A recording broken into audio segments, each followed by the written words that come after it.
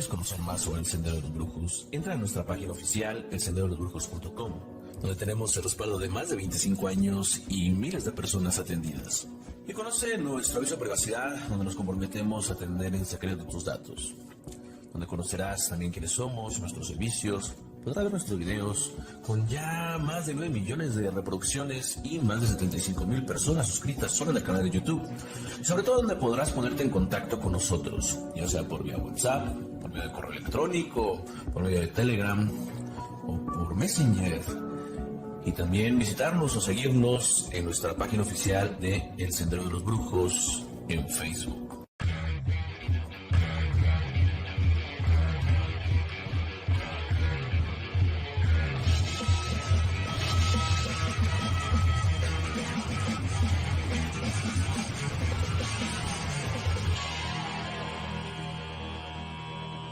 Visita nuestras botánicas pertenecientes a la red del Sendero de los Brujos, ubicadas en la delegación Tláhuac y en la delegación Coyoacán, en donde podrás encontrar todos los elementos necesarios y con la debida calidad para realizar la correcta atención de tus fundamentos y la elaboración de tus trabajos, en donde además podrás solicitar tu consulta y realizarla ahí mismo, con mayumberos calificados y la garantía que respalda al Sendero de los Brujos. De igual forma, se te podrán dar consejos para la realización de tus rituales. Los numerosos productos que tenemos abarcan todo tipo de mancias, desde magia tradicional, palmayombe, santería y fa, y si no los tenemos, los puedes encargar. Además contamos con envíos a domicilio. Muchos lugares te pueden dar cualquier hierba o cualquier elemento con tal de venderte, pero la honestidad que caracteriza esta casa está también presente en las botánicas. Así que si quieres seguridad, respuestas y confianza, te invitamos a visitar nuestras botánicas.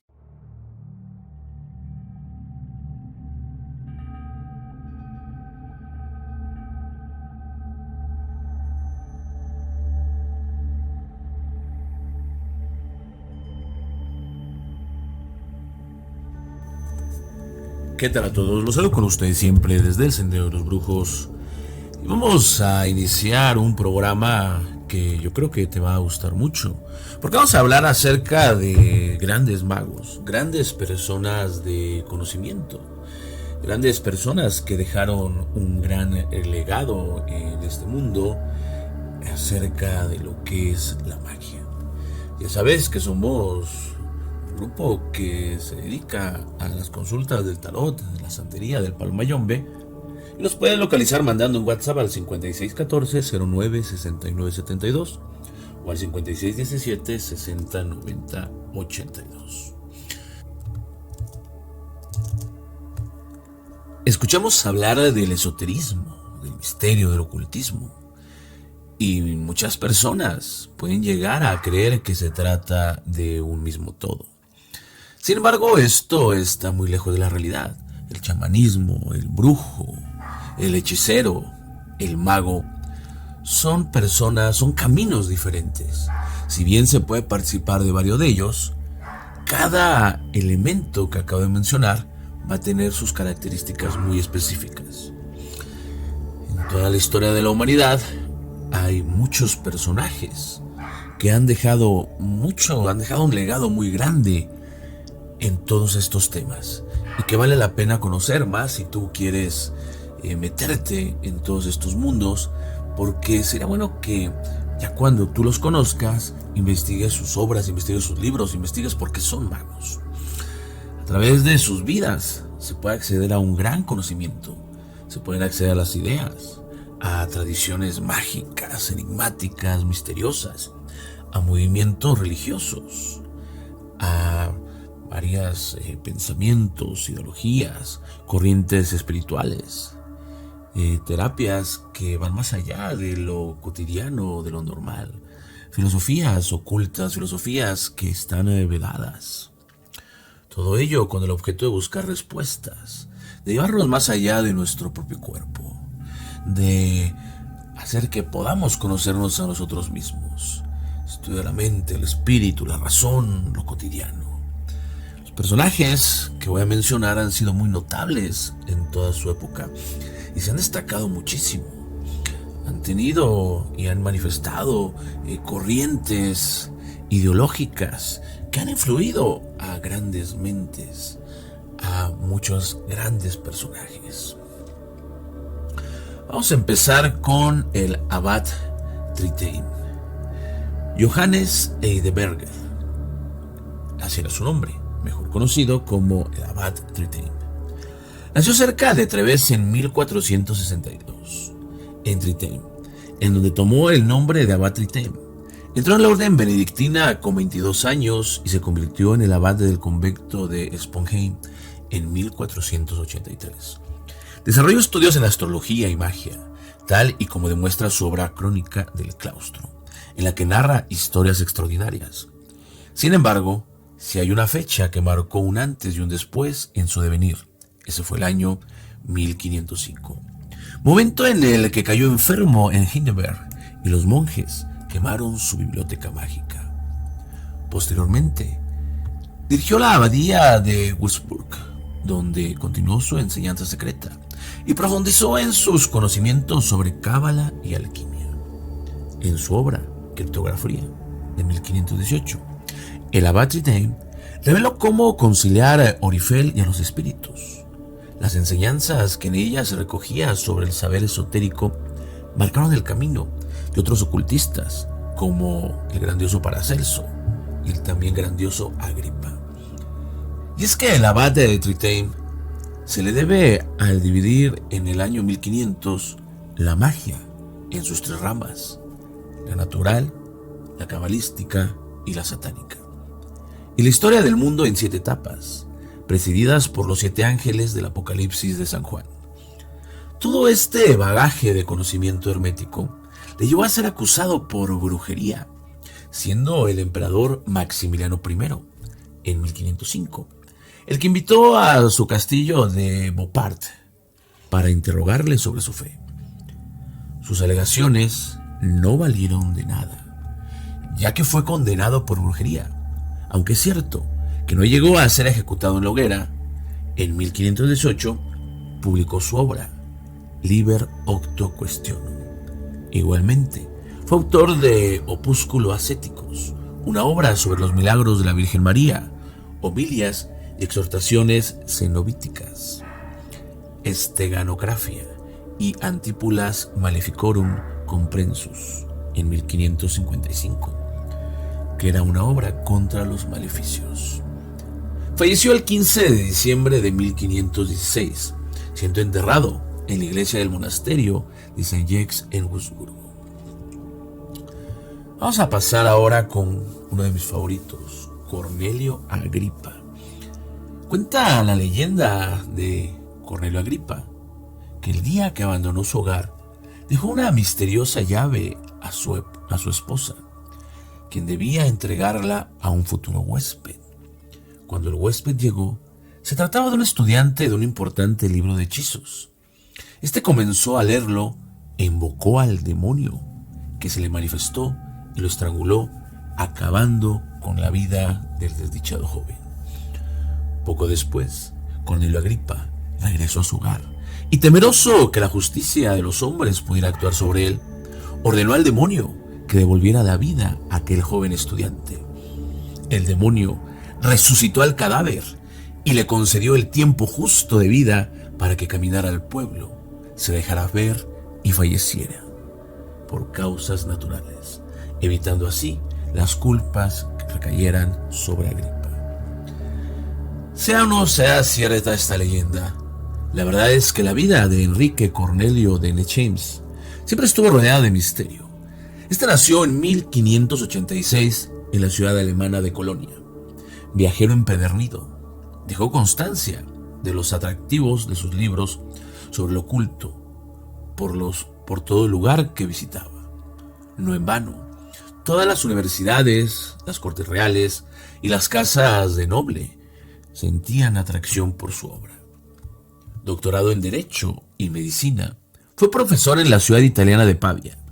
Participó en el Concilio de Pisa y su cargo de mayor relevancia lo obtuvo al ser nombrado médico de la familia de Saboya, para posteriormente ser el historiógrafo del mismísimo emperador Carlos V. Igualmente, fue un historiador, teólogo, asesor financiero, pero también destacó como alquimista, astrólogo, demonólogo y espía. Formó diversas sociedades secretas con un fin oculto: explotar a sus adeptos. Pero en el fondo, Cornelius Agripa fue un estudioso del ocultismo, experto en la cábala y en la magia, disciplinas a través de las cuales decía poder comunicarse con planos superiores para dominar los inferiores. Tenía un concepto del macrocosmos, por el cual quedaba dividido en 3 mundos, dominados por la magia, física, astral y religiosa. Una vez alcanzadas esas magias, precisó morir para evolucionar.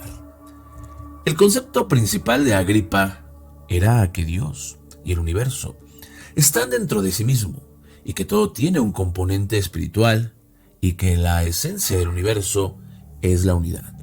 Así lo demuestra la filosofía que recogía en su obra De Occulta Filosofia y de Incertidunite in Vanitate Exintarium en Artum, filosofía oculta, incertidumbre y vanidad de las ciencias y las artes. La primera de ellas, de 1531, pero la más importante, era Oculta Filosofía.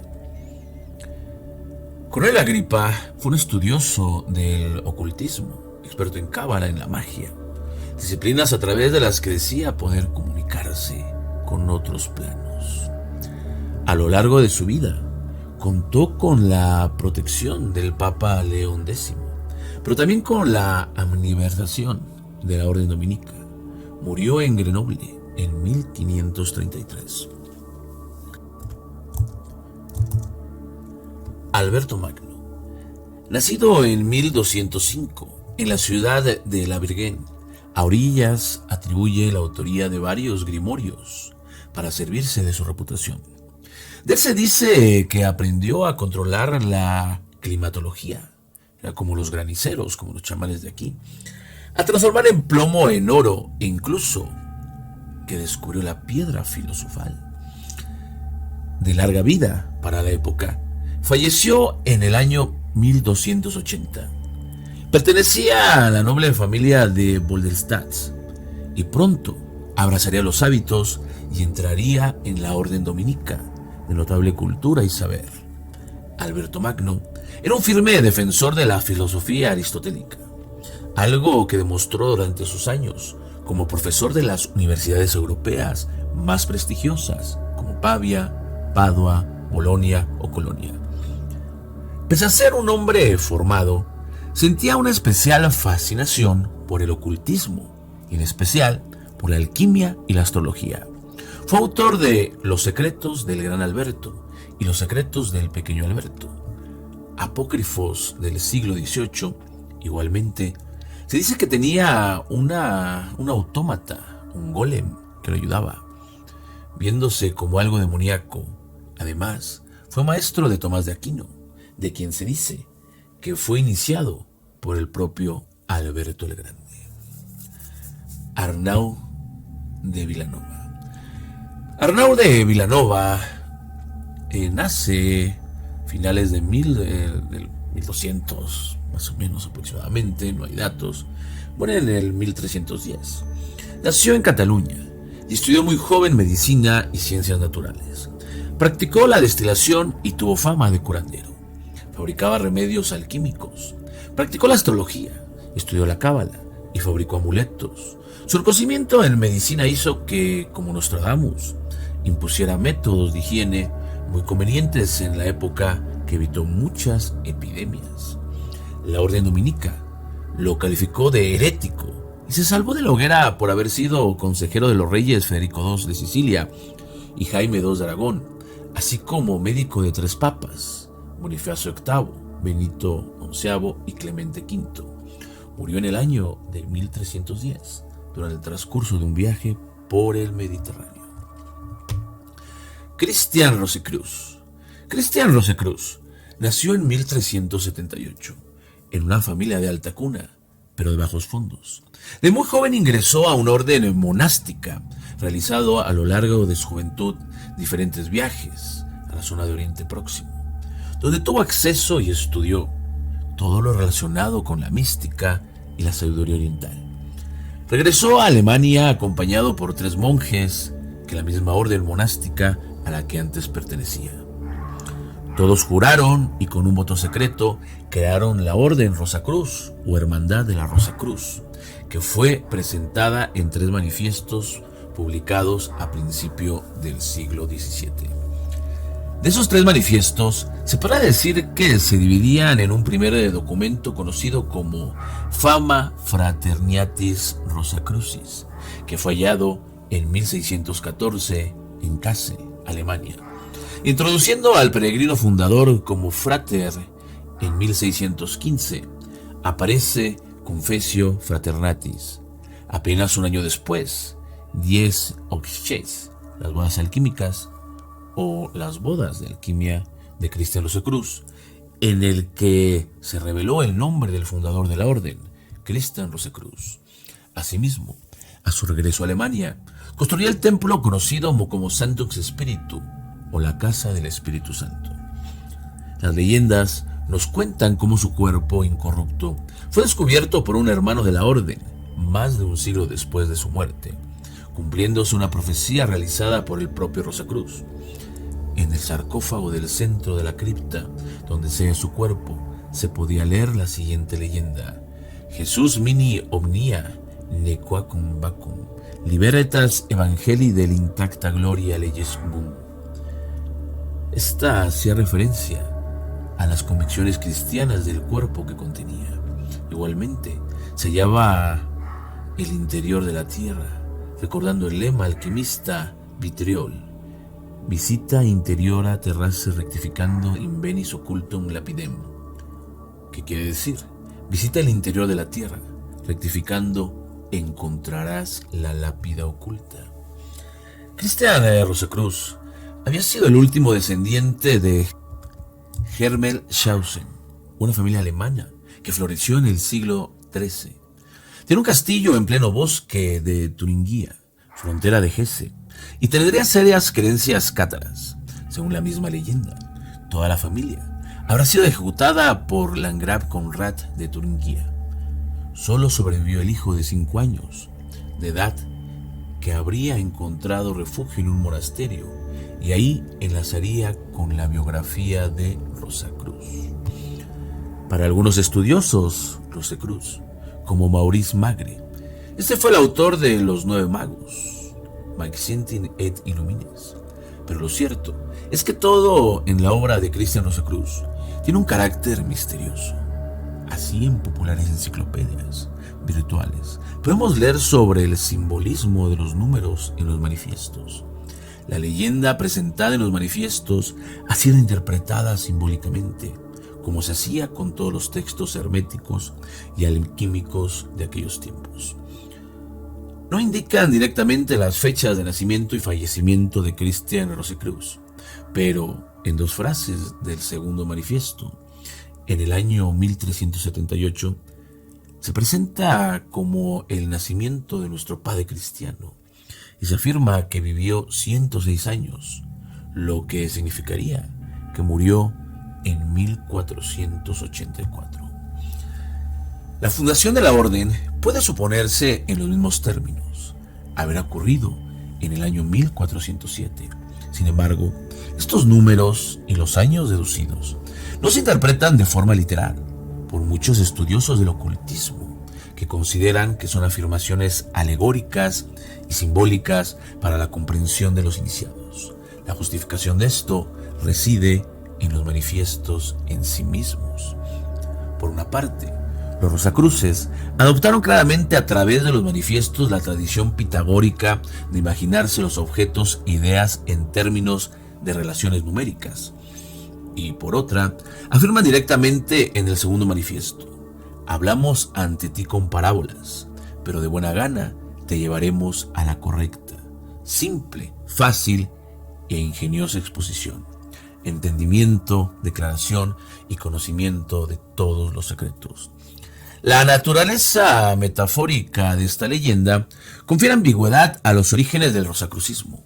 Según creen los ocultistas, la apertura de la tumba de Rosacruz constituye un modo de referirse a los ciclos de la naturaleza y a los eventos cósmicos, y también a la apertura hacia nuevas posibilidades de la humanidad que resultaron en los avances del siglo XVI y principios del siglo XVII. Similarmente, creen que la peregrinación de Rosacruz se refiere a los pasos de la transmutación de la gran obra. Los rosacruces o rosacrucianos estudiaban magia, sanaban a los enfermos y crearon numerosas tradiciones míticas. Los rosacruces adoptaron claramente, a través de los manifiestos, la tradición pitagórica de imaginarse los objetos e ideas en términos de relaciones numéricas. Vamos a uno de mis favoritos, de los más grandes que yo he podido estudiar y leer, y es el fabuloso y maravilloso John Dee. John Dee fue uno de los más célebres esoteristas ingleses de todos los tiempos. No en vano, fue el astrólogo de Isabel I de Inglaterra, pero también su espía bajo el código, ¿cuál creen? 007. Destacó por tener una amplia cultura, pero también por sus conocimientos secretos y ser un gran alquimista. Asimismo, John Dee, en pleno siglo XVI, se empeñó en establecer contacto con los muertos, es decir, con el mundo de los espíritus. Contrató por 50 libras al año a Edward Kelly para tal propósito y juntos comenzaron una de las sociedades de investigación paranormal más importante de su tiempo. Practicaron la observación de la bola de cristal en 1582 durante 5 años. Hoy su bola puede ser observada y visitada en British Museum. En 1583, presuntamente, contactaron con el espectro de una joven llamada Madimi, una especie de duende, y también con un ángel llamado Ave. Bajo una de aquellas sesiones, el ángel le dictó un texto en sentido inverso sobre magia en un idioma críptico enoquiano. Sin embargo, lo cierto es que Edward Kelly, cuando no podía contactar con algún ente, lo suplía con su propia imaginación. Se cuenta que en cierta ocasión convenció a John Dee para compartir a su esposa por mandato de un espectro. La figura de John Dee ha pasado a la historia por sus grandes conocimientos y trabajos al servicio de la corte de Inglaterra. Como vemos, en el papel de Edward Kelly, en todas las épocas ha habido sancocheros. Edward Kelly, también hay que mencionarlo, fue contemporáneo de John Dee, con quien formó pareja de investigación. Es conocido por su participación en sucesos inexplicables, experimentos mágicos y prácticas alquímicas. Nació en Worcester en 1555. Kelly era una persona que poseía un gran psiquismo, pero a la vez tenía fama de charlatán. Curiosamente, Aleister Crowley decía que era una reencarnación de Edward Kelly. Pese a conocer épocas doradas en su economía, sobre todo cuando trabajó junto a Dee para la reina Isabel de Inglaterra, murió abandonado y pobre en 1597 en la ciudad de Praga, en Polonia. Eso le pasa a los sancocheros, aún así tengan poder, conocimiento o magia. De él se creía que podía convertir en plomo en oro gracias a un misterioso polvo rojo. Incluso recibió una carta de Lord Burlingame, tesorero real, para regresar a la corte y ponerse al servicio de la corona. Aquella carta decía así: Godspeed Edward Kelly, y prosigue. Puede estar seguro de que será debidamente recompensado.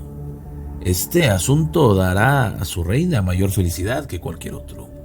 Buen caballero, permíteme que termine mi carta rogándole en el sagrado nombre de Dios que no prive a su país natal de ese don de Dios.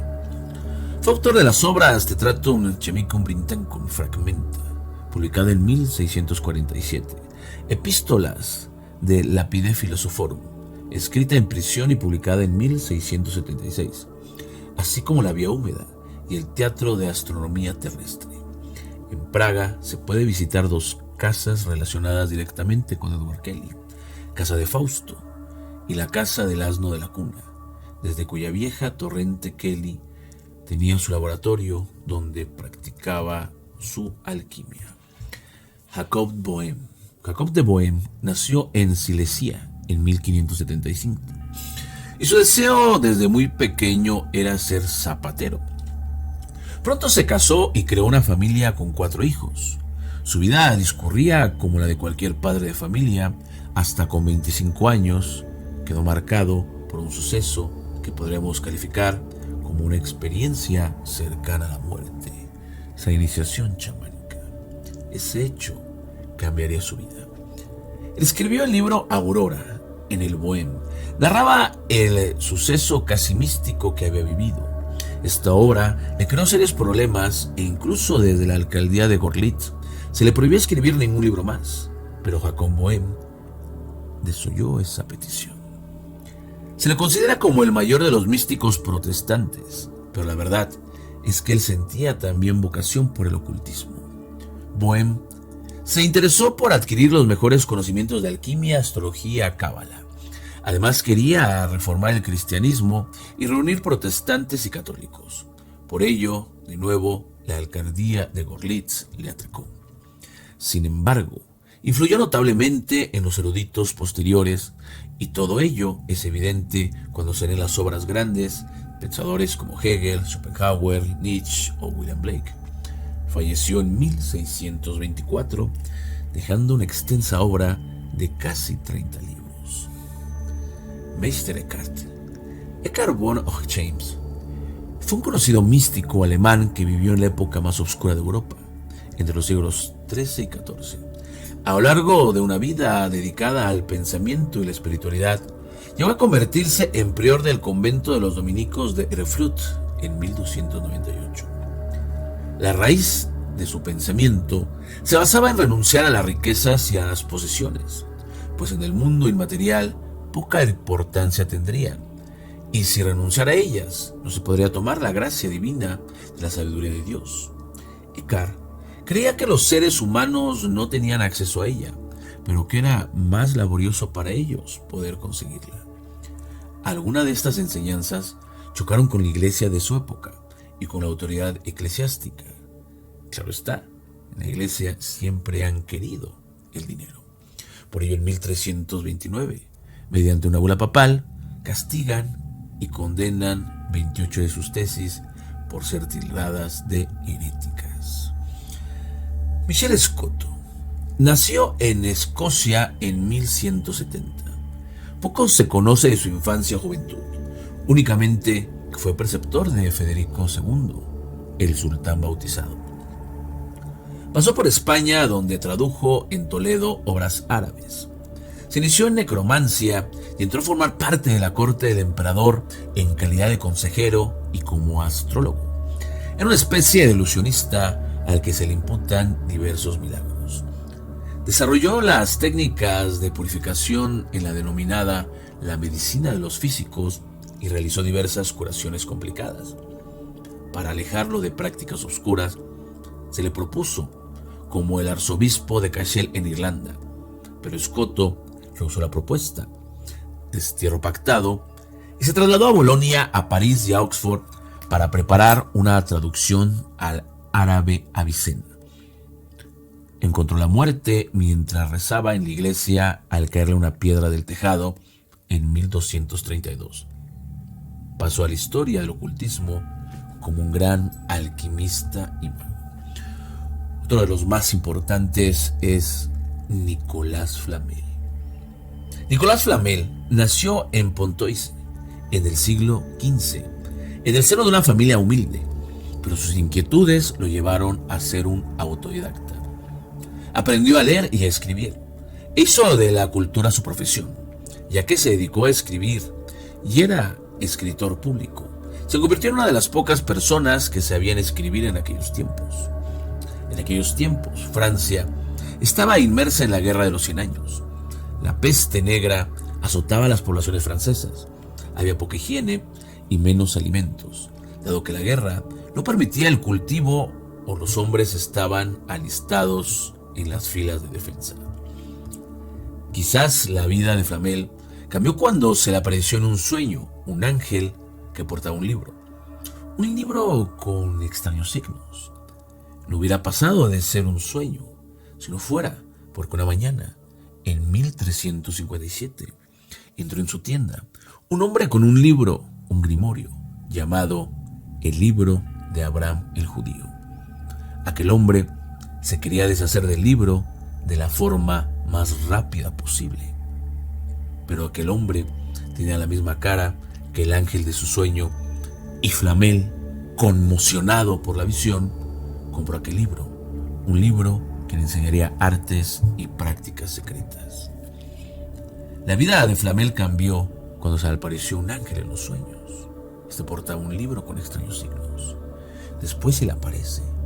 Son esas cosas extrañas que solamente tienen estos mundos mágicos.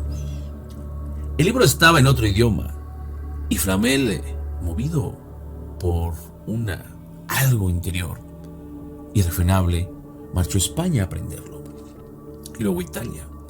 Y en este último destino se instaló en Bolonia, donde aprendió alquimia con el maestro Canchés. El 17 de enero de 1386 transformó medio libra de mercurio en plata y el 25 de abril en oro. Nicolás Flamel fue escribiente, librero jurado, poeta, pintor, matemático y alquimista. Pronto se convirtió en un hombre rico, cuya riqueza parecía brotar de la nada, o tal vez de la alquimia. Ayudó a los pobres, edificó hospitales e incluso donó dinero a la iglesia. Flamel además escribió varios libros, uno de ellos, el libro de las figuras jeroglíficas, en el que se recoge saber oculto para lograr la gran obra. Y es que Flamel dijo haber logrado la piedra filosofal y el rey Carlos VI de Francia le contrató para crear oro para la reserva de Francia. Flamel murió el 22 de marzo de 1418 y será enterrado en la iglesia de Saint-Jacques de Boucherie, aunque su muerte, como su vida, fue apasionante y misteriosa. En el siglo XVII, un viajero llamado Paul Lucas escribió sobre un viaje a Asia. En Barnous-Kachi sostuvo una conversación con el devis de los uzbecos sobre la filosofía hermética. Este levantino me dijo que los verdaderos filósofos conocían el secreto de guardar 1000 años su existencia y preservarse de todas las enfermedades. Por último, yo hablé del ilustre Flamel y le hice observar que el hombre había muerto a despecho de la piedra filosofal. Apenas cité ese nombre, se echó a reír de mi simplicidad.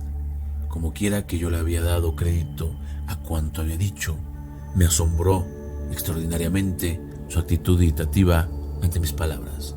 Al advertir mi sorpresa, me preguntó con el mismo tono si era tan ingenuo para creer que Flamel había muerto, y agregó: no, usted se equivoca. Flamel vive todavía. Ni él ni su mujer saben aún lo que es la muerte. Hace 3 años escasos lo dejé ambos en la India. Es uno de mis mejores amigos. ¿Consiguió realmente Nicolás Flamel la piedra filosofal? ¿Logró el viejo sueño del hombre, la inmortalidad? Eso tal vez sea él quien nos lo responda. Vamos con uno de los más famosos, Nostradamus. Michel de Notre Dame, más conocido como Nostradamus, ha pasado a la historia como uno de los mayores profetas de todos los tiempos, y quizás se ha olvidado de esa misma historia, de aquello en lo que realmente destacó y fue útil a la humanidad en la época: la medicina. El profeta nació el 14 de diciembre de 1503 en Provenza, en la población de Saint-Rémy. Hijo de René y Jacques de Notre Dame, desde temprana edad gustaba reunirse con sus abuelos, Jean de Saint-Rémy y Pierre de Notre Dame, ambos médicos personales del rey Renato y de su familia, en especial del duque de Calabar y Lorena. Fueron sus abuelos los que desde muy pequeños instruyeron a Michel en la lectura, los idiomas y el estudio. Aprendió rápido aquel joven y pronto dominó idiomas como el latín, el griego y el hebreo. Dada la condición judía de su familia, además sentía pasión por las matemáticas. Fue Jacques de Saint-Rémy quien lo enseñó el dominio de las ciencias astrales, la astrología. Michel de Notre Dame, en pocos años, se convirtió en uno de los mejores médicos de Francia. Gozaba del respeto y de la admiración de sus conciudadanos. Además, seguía interesándose por otras disciplinas y también era un gran herbario. Realizaba cosméticos y conservantes para las frutas. En tiempos que le tocó vivir a Nostradamus, hizo que conviviera con una de las peores enfermedades de la época, una de las que más mortalidad provocó, la peste. Aquel brote se llevó por delante la vida de su esposa e hijos. Michel comenzó a estudiar las causas de la enfermedad. Gracias a sus conocimientos, impuso una serie de medidas sanitarias extremas, una limpieza total y la ingencia de cápsulas de vitamina C para reforzar el sistema inmunitario. Todo ello y sus sabios consejos salvaron la vida de miles de personas, pero no logró salvar a su familia más querida. El dolor que provocó la muerte de sus seres queridos hace que Nostradamus desarrollara aquella ciencia enseñada por su abuelo y que tenía casi olvidada. Se volcó en la práctica divinatoria y surgió la aparición de Michel de Notre Dame Profeta, cuyo recuerdo ha perdurado hasta nuestros días. Pronto recopiló una serie de sueños proféticos en sus almanaques adivinatorios. Estos fueron muy populares y solicitados en la época, y comenzó a escribir en sus míticas centurias, en 10 volúmenes, donde cuenta los resultados de sus visiones y profecías. Nostradamus se convirtió en una persona odiada y admirada a partes iguales. La sociedad media en la época le tenía miedo, pero ese miedo se transformó en odio y temor. Por su parte, la alta sociedad y la realeza abrazaban al médico por su ingenio y sabiduría. Así pasó a ser protegido de la Casa Real francesa, ya que todos querían que le realizara sus pronósticos astrológicos, mientras la iglesia contemplaba, veía aquellos actos como una irreverencia supersticiosa. Afamado, rico y con influencia social, Nostradamus lo tenía todo para poder llevar una vida tranquila. Incluso llegó a contraer matrimonio con Anne Proussard Gemelle, una rica mujer, con la que puso en funcionamiento un negocio de cosméticos. La iglesia flexibilizó la opinión que sobre él tenía, ya que todos le consideraban un cristiano ejemplar, que acudía a misa y era defensor de la vida religiosa. Todo era una mascarada.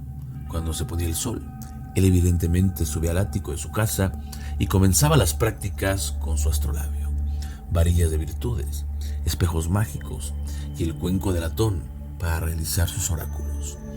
Ahí fue donde Nostradamus entraba en aquellos extraños trances donde tenía sus visiones incomprensibles para la época, que luego quedarían redactadas de forma críptica en sus famosas centurias. Estas se trataban de un libro con más de 1000 predicciones divididas en 100 cuarentenas. Inicialmente estaba formado por 10 volúmenes, y cuando se publicó, muchos pensaron que era la obra de un demente, o tal vez del demonio. Fue Catalina de Medici su principal defensora, y valedora ante la corte y ante la sociedad, lo cual hizo que ganara el respeto incondicional de muchos aristócratas. Escritas de forma enrevesada, críptica y confusa, sus cuarentenas contenían un gran número de aciertos, a decir que los expertos que la han estudiado. En ellas narra lo que, en principio, fueron hechos que se fueron cumpliendo con el devenir de los años o los siglos, como la Revolución Francesa, la llegada del poder de Napoleón, la Segunda Guerra Mundial, Hitler, Mussolini, Franco, la muerte de Kennedy, la explosión de las bombas nucleares, o un gran rey del terror que bajará del cielo y que causará consternación a la tierra y que aún está por llegar. Nostradamus murió en 1566 debido a una hidropesia. Sin embargo, hasta en su muerte quiso dejar una profecía escrita. A su retorno de la embajada, él obsequió del rey puesto en su sitio. Nada más hará, ir a reunirse con Dios. Parientes cercanos, amigos, hermanos de sangre, le encontrarán completamente muerto cerca de la cama y del banco, y así fue encontrado a la mañana siguiente. Las centurias de Nostradamus son 10, cada una de las cuales, tal y como su nombre indica, consta de 100 cuarentenas de versos. Nostradamus las desordenó al acabar de escribirlas. Por ello, si se leen en orden, carecerán de sentido. Además, consciente del peligro que suponía, utilizó metáforas, nombres derivados y expresiones en latín que las hacen más difíciles de interpretar. Estos son los personajes ocultistas del misterio de la espiritualidad. Sé que faltan en varios, pero vamos a reservar esto para un segundo programa. Todo esto está antes del siglo XX, antes de lo que vino o se denominó como la nueva era. Actualmente vivimos en una época en la que el ser humano está cansado de tanta química medicinal y busca nuevas soluciones, nuevos conceptos. Se está cansado de la ortodoxia religiosa, está cansado de ya los pensamientos que no llevan o parece que no han llevado realmente a eso que se busca, que a veces han estado muy equivocados. Pero también busca nuevas ideas religiosas, sociales, quizás hoy enmarcadas en movimientos minoritarios. Pero quién sabe si con el paso del tiempo, medicinas alternativas, orientalismo, sectas, órdenes secretas, hermetismos, sufismos, quizás sea todo parte de una visión, de una sabiduría oculta. Yo así lo pienso, y por esto es el Sendero de los Brujos. Todo esto coincide, todo esto se puede juntar, todo esto se puede englobar. Las peleas están entre las mentes. Cuando aprendamos nosotros a entender, a respetar y a no cerrarnos, tal vez en un futuro, mismos magos, brujos, hechiceros, babalaos, mayomberos, tarotistas, hombres de ciencia, puedan realmente conciliar los conocimientos y poder llegar a uno mucho mayor. Muchísimas gracias. Y les recuerdo que están aquí, en el Sendero de los Brujos.